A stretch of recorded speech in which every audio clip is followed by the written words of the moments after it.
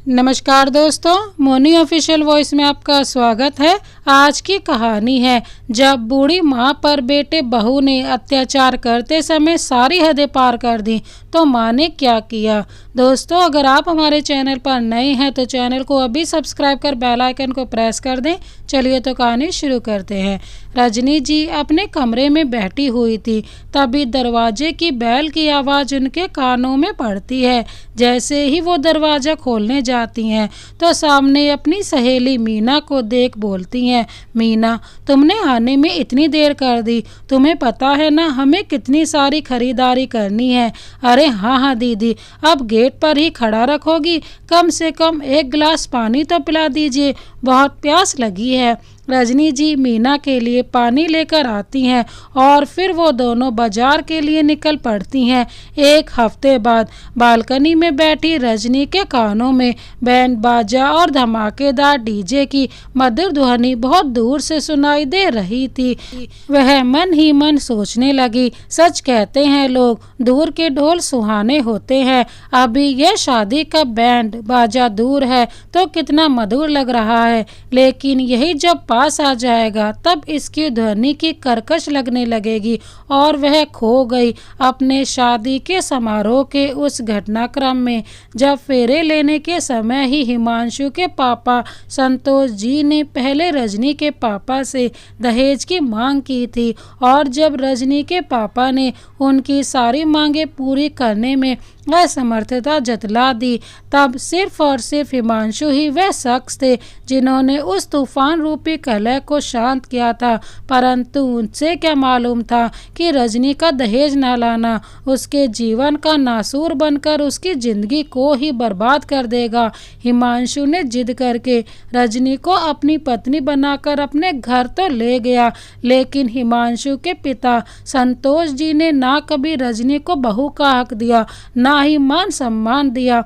हिमांशु की मां उमा देवी ने अपने पति संतोष जी को बहुत समझाने की कोशिश की कि बच्चे ने अगर पिता के किसी अंग को गंदा कर दिया तो उस अंग को काट कर नहीं फेंका जाता, बल्कि उसे धोकर साफ कर लिया जाता है। इसलिए आप भी गुस्सा थूक दीजिए और बच्चों को माफ कर दीजिए।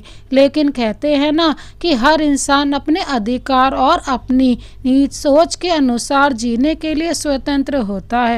बस इसी सोच के साथ उन्होंने अपने बेटे बहू को माफ करना तो दूर की बात, उन्होंने उन्हें अपने घर में भी रहने नहीं दिया और अपना फरमान सुना दिया कि वे लोग उनका घर छोड़कर तुरंत चले जाएं। उनका बेटा भी आज्ञाकारी था, वह अपने पिता का दिल नहीं दुखाना चाहता था, इसलिए उनकी आज्ञा को आशीष समझकर अपने घर से बिना कुछ लिए अपनी पत्नी रजनी को लेकर बहुत दूर निकल गया, और ऐसा गया कि दोबारा वापस ही नहीं आया। उसकी मां उमा देवी अपने बेटे बहू के लिए तड़पती रह गई। उन्होंने कई बार संदेशा भिजवाया कि वे दोनों एक बार अपनी मां से मिल ले, लेकिन हिमांशु अपने पिता के बुलावे का इंतजार करता रहा, और उधर उमा देवी अपने बेटे बहू के वियोग में दिन पर दिन कमजोर होती गई। और एक दिन ऐसा आया कि वह हमेशा मानसिक तनाव में रहने के कारण एक दिन भगवान को प्यारी हो गई। डॉक्टरों ने जब बताया कि उमा देवी को मानसिक तनाव था तो संतोष जी ने उसका जिम्मेदार अपने आप को न मानते हुए हिमांशु और रजनी को ही माना, और पहले से भी ज़्यादा नफरत करने लगे। हिमांशु को जब अपनी मां के बारे में पता चला तो वह अपनी पत्नी के साथ अपने पिता के घर गया, लेकिन संतोष जी ने उन्हें तुरंत ही वापस भगा दिया। हिमांशु को उस बात का इतना ज़्यादा झटका लगा कि उसे ध्यान ही नहीं रहा कि उसकी गाड़ी कहाँ, कितनी स्पीड में और किधर जा रही है, और अनजाने में ही उसने अपनी कार को एक डिवाइडर से टक्कर मार दिया और उसे पता ही नहीं चला। आनन फानन में वहाँ मौजूद लोगों ने उन्हें अस्पताल पहुँचाया, जहाँ डॉक्टर ने हिमांशु को मृत घोषित कर दिया। वहीं रजनी को ज़्यादा चोट नहीं आई थी, लेकिन वह घबराहट के कारण बेहोश हो गई थी। इलाज के दौरान डॉक्टर ने बताया कि रजनी मां बनने वाली है। उस समय रजनी के पास अपना कहने के लिए कोई नहीं था। जब उसे होश आया तो नर्स ने उसे बताया कि वह मां बनने वाली है। यह समाचार सुनकर रजनी तो बहुत खुश हुई और वह अपने आसपास अपने पति हिमांशु को ढूंढने लगी, क्योंकि उसके पति के अलावा वहां अपना कहने के लिए कोई नहीं था। वह जल्दी जल्दी अपने बिस्तर से उतरकर हिमांशु को इधर उधर देखने लगी, लेकिन नर्स ने उसे पकड़कर फिर से बिस्तर पर बैठाया और कहा, देखिए मैडम, आप अभी थोड़ा आराम कर लीजिए, क्योंकि अभी अभी आप बेहोशी की हालत में थी और मैं जो बात बताने जा रही हूँ उस बात को जरा ध्यान से सुनिए और आपको हिम्मत रखना होगा। सबसे पहले तो आप अपने घर वालों को बुला लीजिए, इस खुशखबरी को आप सभी को सुनाएंगे। रजनी नर्स की बात सुनकर भौचक्की सी उस नर्स को देखती रह गई कि आखिर वह नर्स घर वालों को बुलाने के लिए क्यों कह रही है और हिमांशु कहाँ है, वह अभी तक मेरे पास क्यों नहीं आए। उसने यह सारे प्रश्न उस नर्स से पूछ डाले।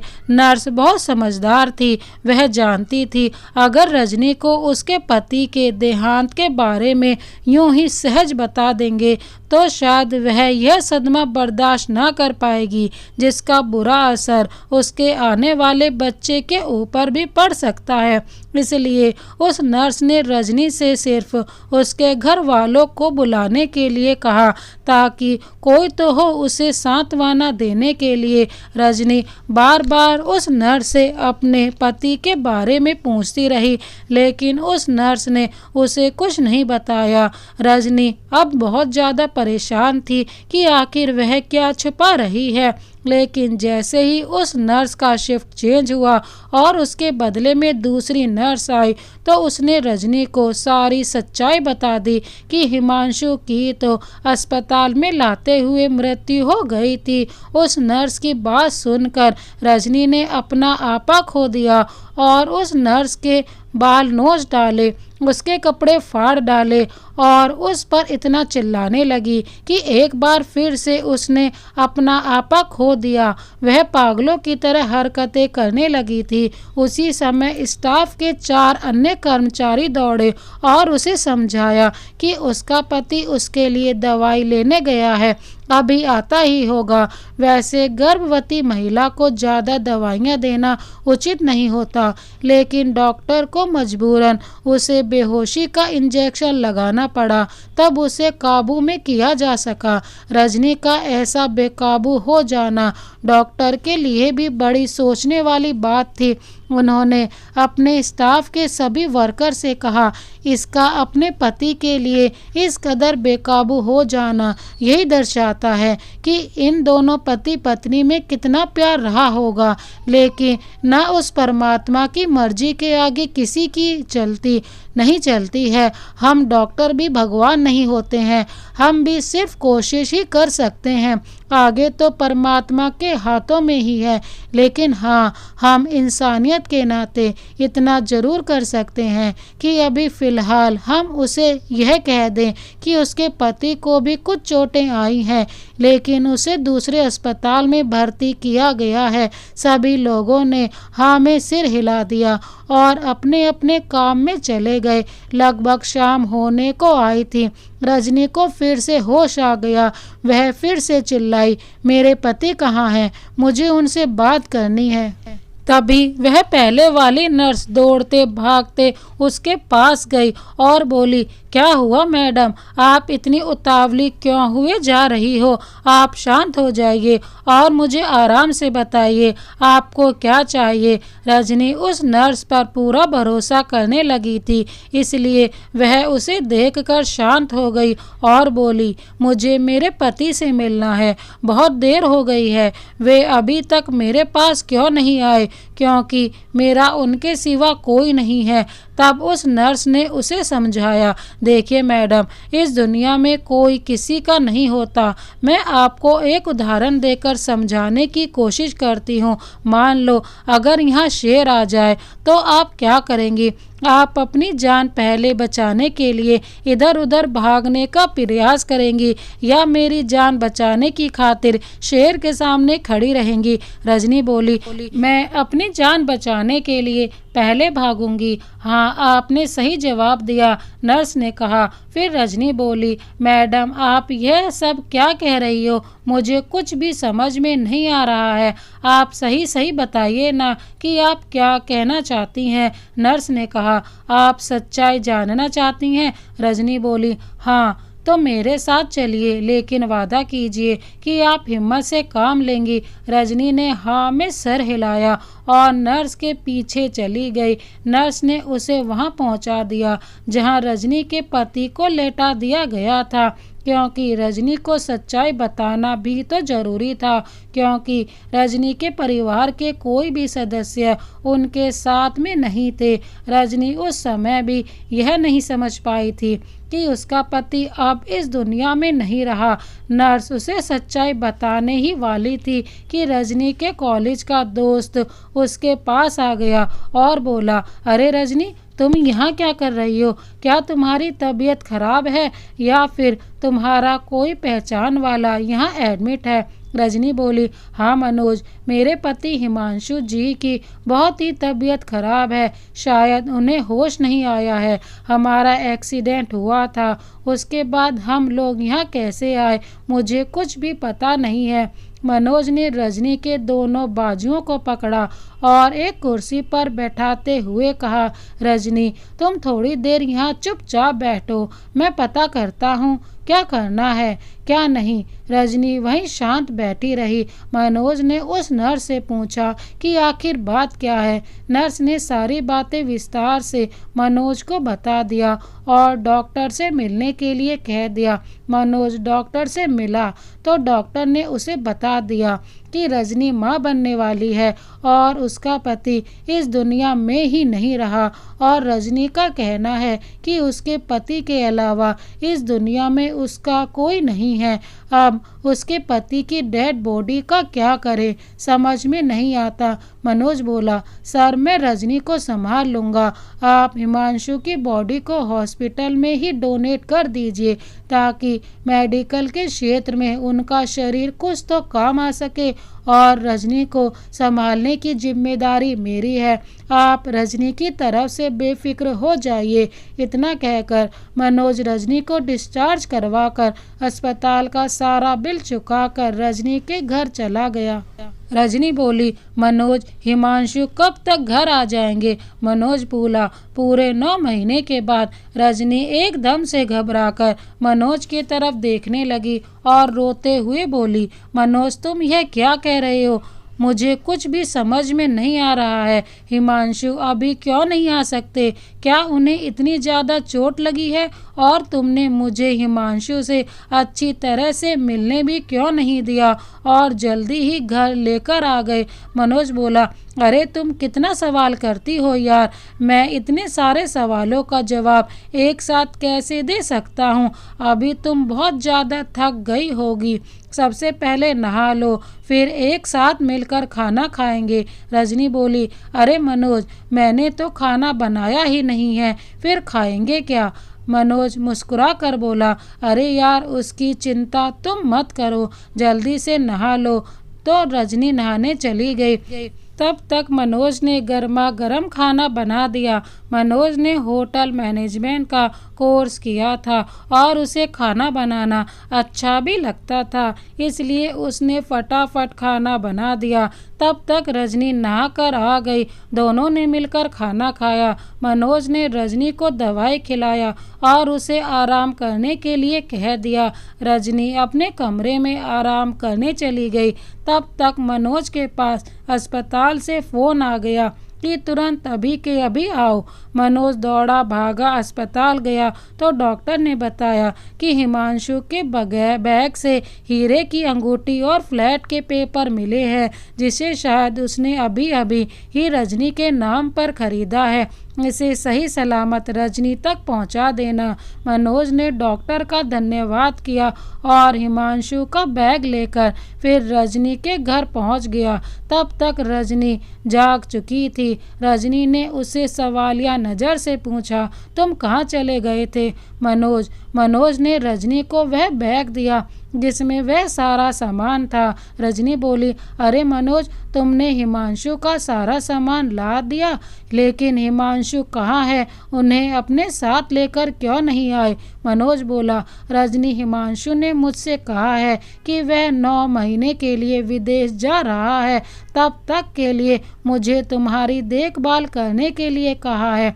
रजनी उस पर गुस्सा होते हुए बोली, मनोज, मुझे ऐसे बेहुदा मजाक बिल्कुल पसंद नहीं आते। तुम सही सही बताओ, आखिर बात क्या है, वरना मैं तुम्हारे साथ ना ही बात करूंगी और ना ही खाना खाऊंगी। मनोज उसे इधर उधर की बातें बताता, लेकिन वह थोड़ी थोड़ी देर में हिमांशु के बारे में ही पूछती। एक दिन हिमांशु ने उसे समुद्र बीच के पास जाने के बारे में कहा तो वह झटपट मान गई। वहां जाकर वह इतनी खुश हुई कि अपने सारे गम भूल गई। उसी समय मनोज ने वह सच्चाई भी बता दिया कि हिमांशु अब इस दुनिया में नहीं रहा। रजनी ने उस बात पर उतना ध्यान नहीं दिया और दिल खोलकर आनंद में डूबी रही। जब समय बहुत ज़्यादा हो गया तब मनोज बोला, रजनी, अब घर चलें। रजनी का मन तो नहीं था घर जाने का, लेकिन जाना तो पड़ेगा। ऐसा सोचकर वह मनोज के साथ अपने घर जाने के लिए कार में बैठ गई। जब वह मनोज के साथ कार में बैठ गई तब उसे याद आया कि मनोज ने उसे हिमांशु के बारे में कुछ बताया था। उसने मनोज से फिर से पूछा कि क्या कह रहा था।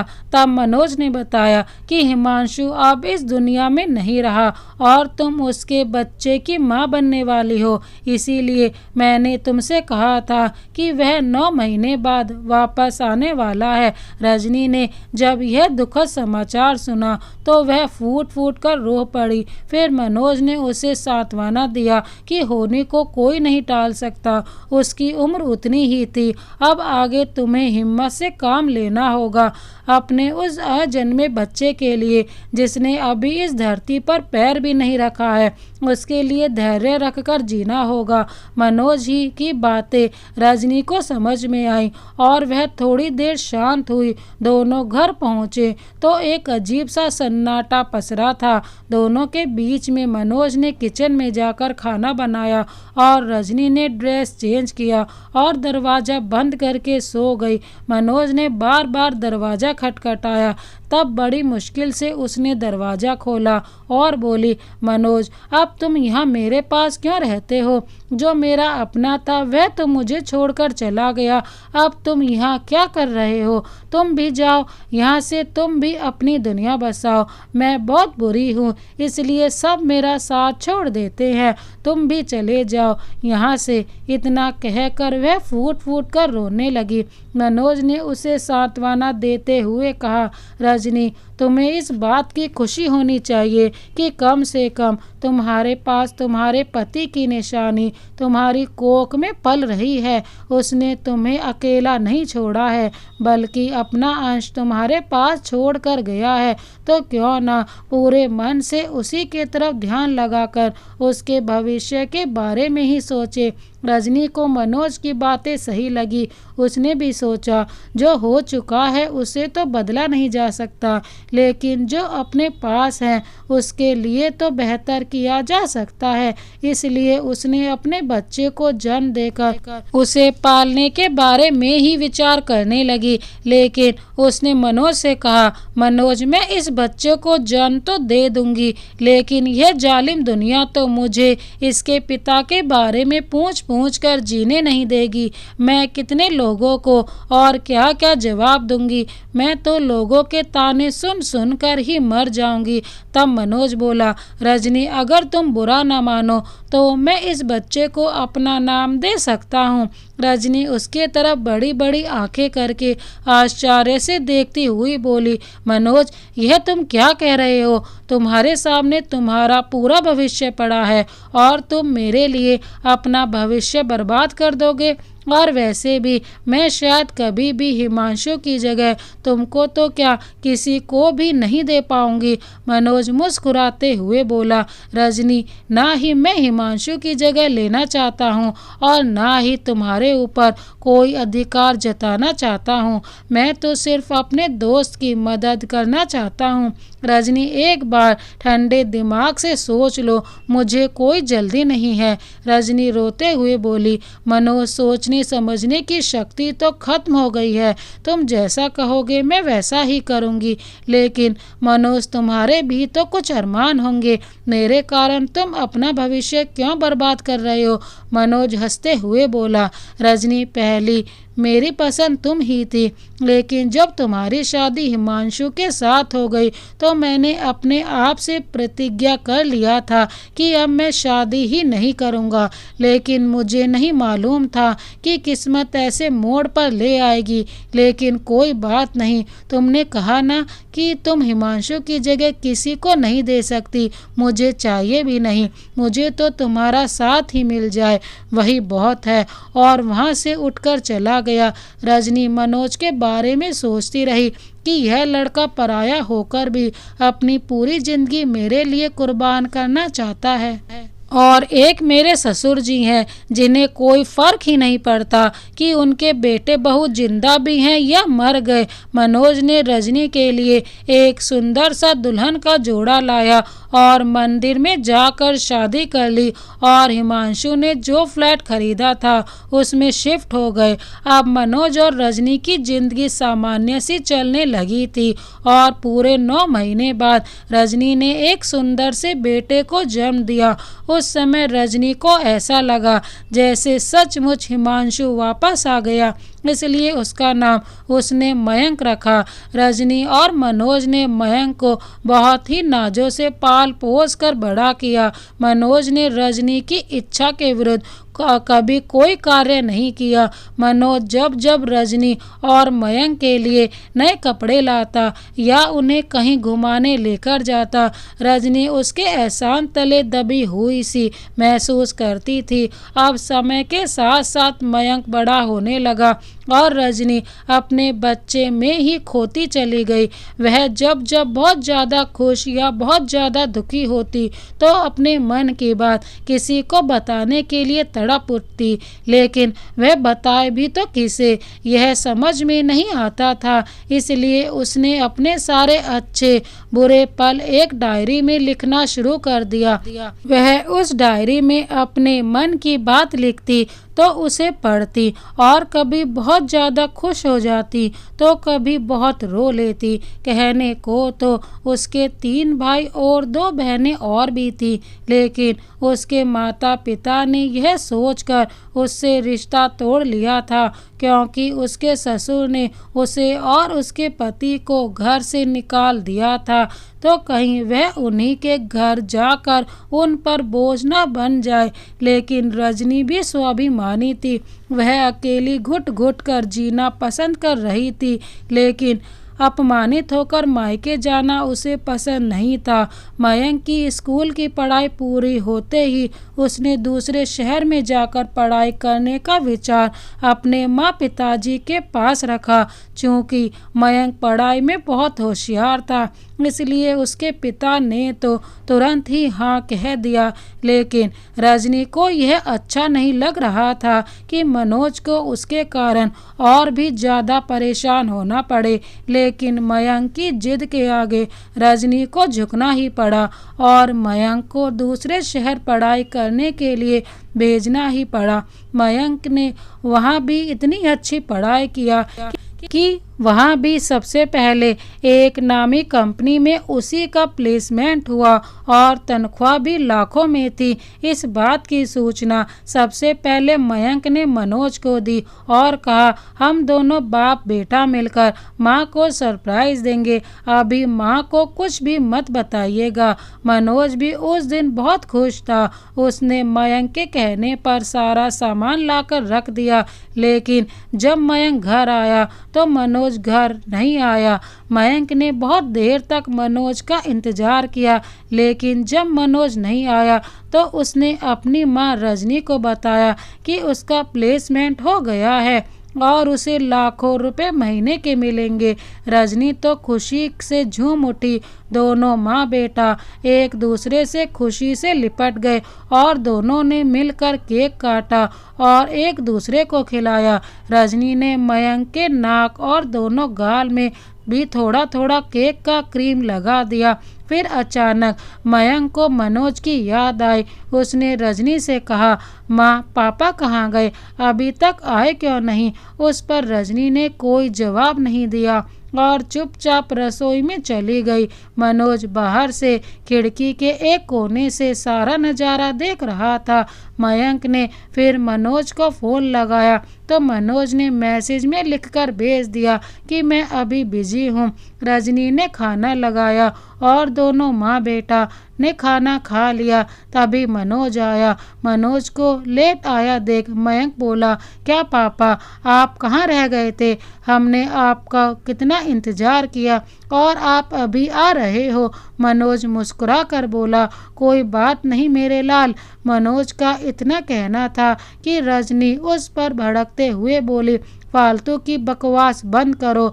मनोज, मयंक अगर सच में तुम्हारा होता ना तो इसकी खुशी में ज़रूर शामिल होते, लेकिन तुम्हें तो काम से ही फुर्सत नहीं है, तो इसकी या मेरी खुशी या गम तुम्हारे लिए क्या मायने रखते हैं? रजनी ने बहुत गुस्से में मनोज को बहुत सुना दिया था। मनोज को अपनी गलती का एहसास हुआ। वह तो कहाँ रजनी की परीक्षा लेने चला था, लेकिन वह खुद ही फेल हो गया। उसने अपने दोनों कान पकड़े और माफ़ी मांगी। तब मयंक ने माहौल को खुशनुमा बनाने के लिए दोनों के गले में हाथ डाला और गाना गाने लगा, तेरा साथ है तो मुझे क्या कमी है। फिर मयंक ने बारी बारी से दोनों को खाना खिलाया और खुद भी खाना खाया। दूसरे दिन मयंक ने शहर जाने की तैयारी कर ली और अपने मम्मी पापा से कहा कि वे एक दूसरे का अच्छी तरह से ध्यान रखें। जब उन्होंने उससे वादा किया कि हाँ वे एक दूसरे का ध्यान रखेंगे, तभी वह जाने के लिए तैयार हुआ। वहाँ जाते ही उसने सबसे पहले उस कंपनी में जॉइनिंग लेटर जमा किया और वहीं के रूम में शिफ्ट हो गया। वहाँ काम करते करते उसे न साल हो गए थे। रजनी भी अब अपने बेटे की शादी के सपने सजाने लगी, लेकिन मयंक ने उधर अपनी एक अलग ही दुनिया बसाने की तैयारी में जुट गया था, क्योंकि उसके ऑफिस में ही काम करने वाली एक बहुत ही खूबसूरत लड़की जिसका नाम प्रिया था, वह उसकी ज़िंदगी में आ चुकी थी। मयंक और प्रिया ने एक साथ जीने की और मरने के सपने सजा लिए थे और उधर रजनी ने भी अपने जान पहचान के कुछ लोगों से अपने बेटे की शादी के बारे में बात कर चुकी थी और बहुत सारी लड़कियों की फ़ोटो भी मंगवा चुकी थी और मनोज से भी रोज़ ही कहा करती थी कि मयंक की शादी के लिए लड़की ढूंढना शुरू कर दो। लेकिन मनोज का कहना था कि पहले हम मयंक से बात करेंगे, तभी उसकी शादी की बात आगे बढ़ाएंगे। लेकिन रजनी का कहना था कि वह हमारा बेटा है, हम जो कहेंगे उसे वह मानना ही है, उससे इस बारे में क्या पूछना। लेकिन मनोज को रजनी की बात ठीक नहीं लगी, इसलिए वह पहले मयंक से ही बात करना उचित समझा और उसने मयंक से ही बात की। मयंक अपने पिता को दोस्त की तरह मानता था, इसलिए उसने उसे सारी बात सही सही बता दी। मनोज ने जब यह बात रजनी को बताई तो वह बहुत नाराज़ हुई। उसने गुस्से में खाना पीना छोड़ दिया। मनोज ने उसे मनाने की बहुत कोशिश की, लेकिन वह मानने के लिए तैयार ही नहीं हुई। फिर मनोज ने सिर्फ एक ही शब्द बोला, रजनी, जो गलती तुम्हारे ससुर ने की थी वह गलती तुम भी कर रही हो, इतिहास फिर से दोहराने जा रही हो। क्या? मनोज ने इतिहास दोहराने वाली बात कही तो रजनी को लगा जैसे किसी ने उसके सर पर लोहे के डंडे से प्रहार किया हो। उसका सर चकराने लगा। वह बदहवास सी इधर उधर देखने लगी। फिर मनोज ने उसे सांत्वना दी कि थोड़ा धैर्य से काम लो रजनी ने भी उस बारे में बहुत सोचा। तब उसे अपनी गलती का एहसास हुआ कि वास्तव में वह भी वही गलती करने जा रही थी जो गलती उसके ससुर ने की थी। सही समय में मनोज मिल गया तो उसकी जिंदगी संवर गई, वरना वह क्या करती। ऐसा सोचकर डर से सिहर गई और बोली, मनोज वास्तव में तुम सही हो और मैं गलत हूँ। तुमको जो उचित लगे वही करो। मनोज ने मयंक से कहा, बेटा एक बार उस लड़की से मिलवा दो। मयंक ने खुशी खुशी हाँ कह दिया और रजनी और मनोज ने प्रिया से मिलकर उन दोनों की शादी बड़े ही धूमधाम से करवा दी। शादी के पहले प्रिया रजनी के साथ ऐसी बातें करती थी मानो दोनों माँ बेटी हों। लेकिन कहते हैं ना, दूर के ढोल सुहाने, वही कहावत प्रिया ने यहाँ भी लागू कर दिया था। जैसे ही वह शादी होकर मयंक के पास आई, वह कतई नहीं चाहती थी कि रजनी या मनोज उनके पास एक दिन के लिए भी ठहरे। लेकिन रजनी तो जीवन भर परिवार के लिए तरसी थी, इसलिए वह चाहती थी कि वह कुछ दिनों तक बेटे बहू के पास रहे। लेकिन उसका सपना सपना ही बनकर रह गया। वह अपने मन की बात मनोज से कहकर उसे और अधिक दुखी नहीं करना चाहती थी, इसलिए मन की बात मन में ही रखती और ज़्यादा ही उदास हो जाती तो सारी भड़ास अपनी डायरी में लिखकर मिटाती। मयंक की शादी के पहले रजनी कभी बीमार नहीं रहती थी, लेकिन मयंक की शादी के बाद वह बार बार बीमार हो जाती थी। मनोज अगर मयंक को उसकी माँ की बीमारी के बारे में बताता तो प्रिया कह देती, अरे बुढ़ापे में ऐसी छोटी मोटी बीमारियां तो होती ही रहती हैं, तो क्या उसी के लिए सोचते रहोगे या बार बार उनके पास जाते रहोगे? तुम्हें अपने माँ बाप के अलावा कोई और दिखाई नहीं देता क्या? अरे मेरे माँ बाप को देखो, वे लोग कभी बताते हैं क्या कि हम बीमार हैं? और तुम्हारे माँ बाप को तो सिर्फ बहाना मिलना चाहिए। ऐसे प्रिया और मयंक के बीच रोज ही तनाव की स्थिति बनती ही रहती थी। मयंक जब प्रिया से रोज रोज के झगड़े से तंग आ गया तो एक दिन अपने पिता मनोज से कह दिया, पापा आपको माँ के साथ जैसा करना है वैसा कर लो। अब से माँ की मृत्यु का समाचार देने के लिए ही मुझे फ़ोन करना, वरना दोबारा फ़ोन मत करना। आपके रोज़ रोज़ के फ़ोन से मैं तंग आ गया हूँ। इत्तेफाक से मनोज का फ़ोन उस दिन स्पीकर पर था, क्योंकि रजनी ने ही मनोज से स्पीकर में रखने के लिए कहा था ताकि वह भी मयंक की आवाज़ सुन सके। मनोज को भी क्या पता था कि मयंक ऐसा कुछ कहने वाला है। मयंक की वह बात रजनी के दिल को लग गई। उसके आंसू रुकने का नाम ही नहीं ले रहे थे। उसने उस दिन आखिरी बार डायरी में लिखा कि मेरी किस्मत अच्छी थी जो मुझे मनोज मिल गया, वरना मैं तो जीते जी मर जाती। क्योंकि जिस संतान को मैंने 9 महीने कोख में रखा, जिसके सहारे मैंने पूरा जीवन कुर्बान कर दिया, मनोज का बच्चा नहीं होने दिया ताकि हिमांशु के बच्चे को प्यार कम ना हो जाए, वही ही बच्चा आज मेरे मरने का इंतजार कर रहा है। और जिसने अपने दोस्त के बच्चे को अपना नाम दिया, वह कितना कुछ सुन रहा है। उसी बच्चे से आज मैं बहुत शर्मिंदा हूँ अपने फैसले से कि काश मैंने एक बच्चा मनोज का भी पैदा किया होता तो कम से कम मनोज को अपना कहने वाला तो होता। मेरे बाद मनोज का क्या होगा, यही सोचकर मुझे अपने आप पे गुस्सा और शर्म भी आती है।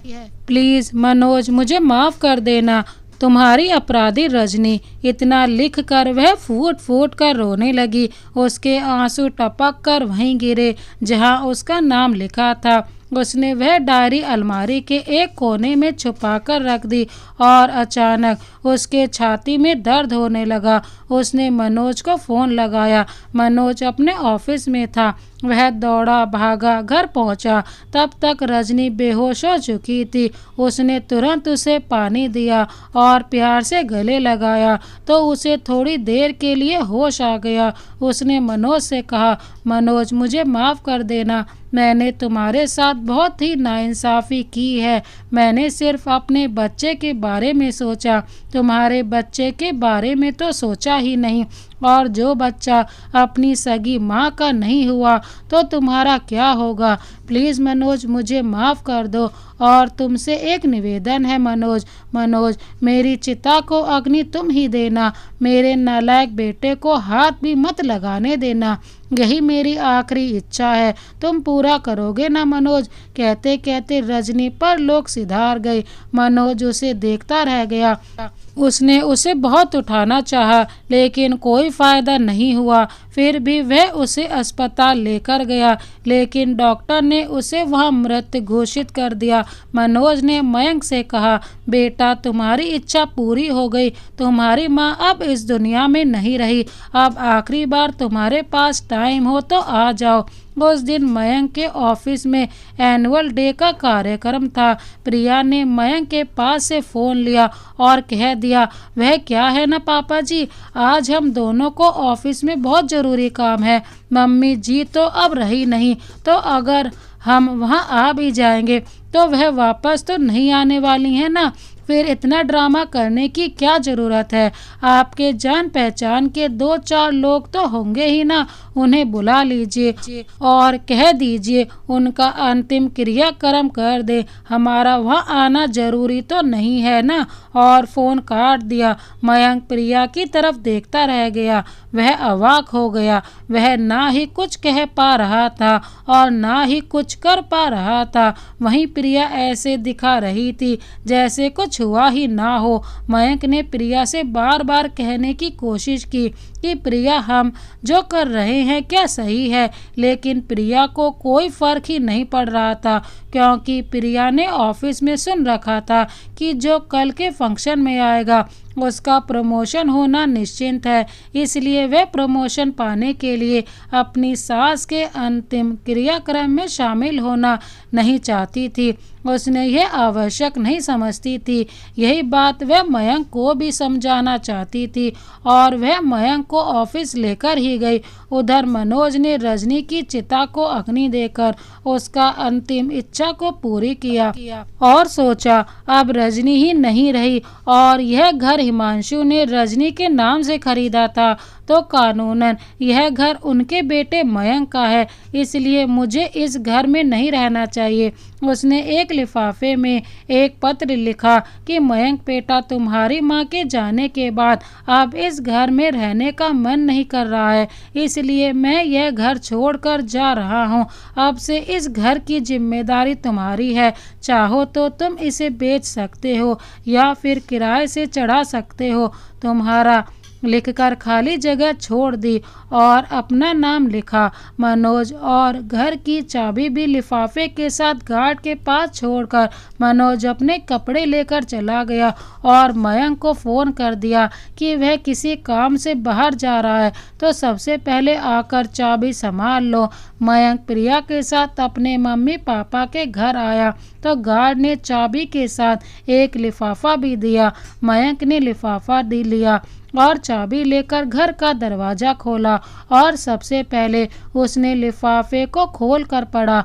उस पत्र को पढ़ते ही उसे बड़ा आश्चर्य लगा।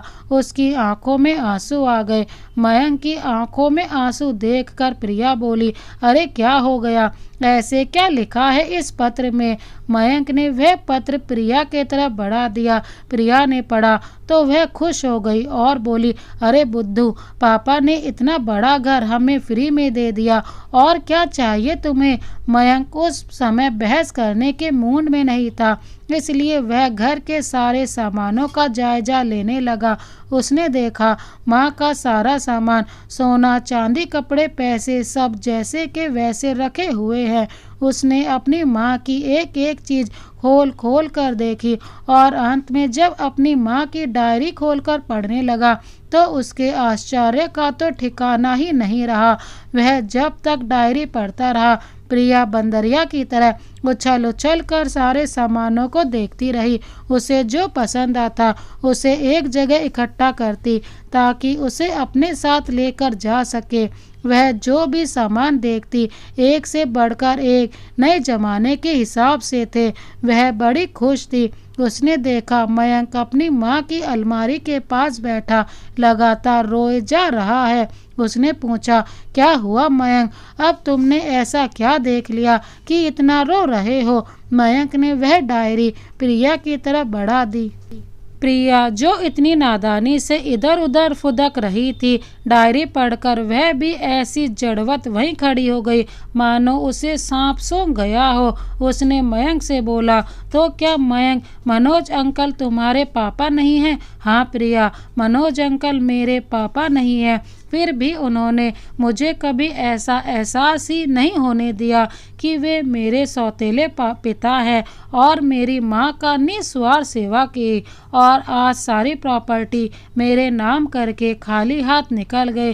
प्रिया जो कभी मानवता को जानती ही नहीं थी वह भी कहने लगी, मयंक, इंसानियत के नाते ही सही हमारा फर्ज बनता है कि हम मनोज अंकल को ढूंढें और उनको अपने साथ रखें। हाँ प्रिया, तुम सही कह रही हो, मयंक ने कहा और दोनों निकल गए मनोज को ढूंढने के लिए। दोनों की आंखों में आंसू थे, लेकिन यह क्या, मयंक और प्रिया थोड़ी दूर ही गए थे कि उन्होंने सड़क के किनारे भीड़ देखी।